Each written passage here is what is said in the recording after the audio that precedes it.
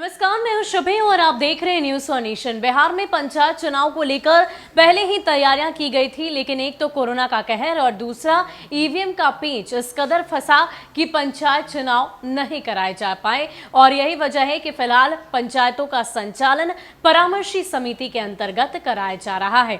लेकिन इन सब के बीच आने वाले वक्त में पंचायत चुनाव को लेकर तैयारियां अब चल रही है, सुगबुगाहट हो रही है और इसी कड़ी में अब एक बार फिर से ईवीएम का मसला फंसता हुआ दिखाई दे रहा है। बिहार में अगर ईवीएम की बात करें तो करीब 8.5 लाख ईवीएम की आवश्यकता पड़ेगी और उसी आवश्यकता को पूरी करने में राज्य निर्वाचन आयोग अभी से ही तैयारियां कर रहा है। आपको बता दें कि इससे पहले अलग अलग राज्यों से ईवीएम मंगवाए गए थे, लेकिन पंचायत चुनाव संपन्न नहीं हुए और अब 31 जुलाई आखिरी तारीख दी गई है और उसी तारीख को ईवीएम को वापस दूसरे राज्य को लौटा देना है। लेकिन कोरोना का खतरा अब धीरे धीरे कमता जा रहा है, संक्रमण दर में गिरावट दर्ज की गई है और यही वजह है कि अब पंचायत चुनाव की तैयारियों को लेकर सुगबुगाहट तेज हो गई है।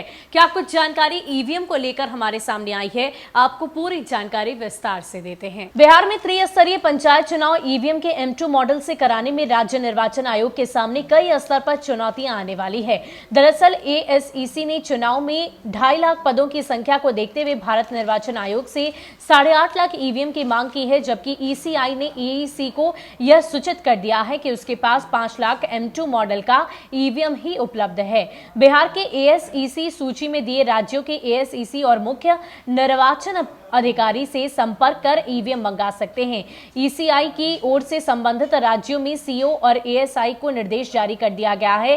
अब ASEC को M2 मॉडल ईवीएम मंगाने के लिए केवल संबंधित राज्यों से संपर्क करना है। ASEC को ईवीएम के भंडारण को लेकर परेशानी से जूझना होगा। ECI ने 2 टूक निर्देश दिया है कि विधानसभा चुनाव या लोकसभा चुनाव में उपयोग किए गए ईवीएम के वेयर हाउस का उपयोग किसी भी अन्य कार्य के लिए नहीं किया जा सकता। ऐसी स्थिति में बड़ी संख्या में ईवीएम के भंडारण के लिए हर जिले में अलग से व्यवस्था की जानी है। तो आपको बता दें कि पंचायत चुनाव को लेकर अब सुगबुगाहट तेज हो गई है, लगातार तैयारियां की जा रही है और इसी कड़ी में अगर ईवीएम की बात करें तो